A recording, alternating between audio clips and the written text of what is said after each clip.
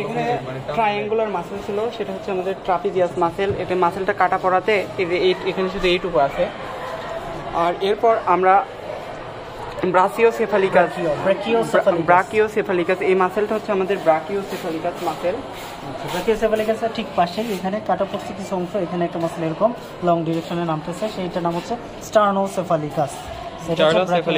ব্রাকিওসেফালিকাস এই বরাবর নাম, এটা হচ্ছে স্টার্নোসেফালিকাস। এটা হচ্ছে আমাদের স্ক্যাপুলার কার্টিলেজ। এখানে তো আমরা দেখতে পাচ্ছি, আমরা যদি স্পাইনটা ডিরেকশন যদি ধরি তাহলে সবচেয়ে এখানে বড় যেটা আছে, বড় সেটা হচ্ছে আমাদের ইনফেরিয়র ফোসা। এখানে ইনফ্রাস্পাইনাস ফোসা, এখানে আমাদের ইনফ্রাস্পাইনেটাস মাসেল থাকে। আর এটা আমাদের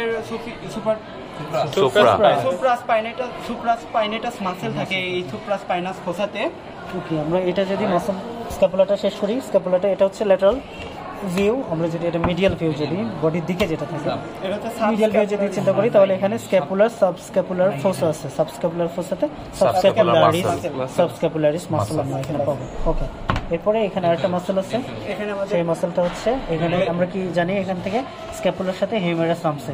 স্ক্যাপুলার কি আছে, গ্লেনয়েড ক্যাভিটি। সেই গ্লেনয়েড ক্যাভিটি থেকে হেড অফ হিউমেরাস অ্যাড হবে সেই জায়গা থেকে, এবং তোমার এখানে ডেল্টয়েড রিজ যেটা আছে হিউমেরাসের, সেখান থেকে এই মাসলটা যেটা আছে, এই মাসলটা হচ্ছে ডেল্টয়েড মাসল আর কি। ওকে, এরপরে ডেল্টয়েড মাসল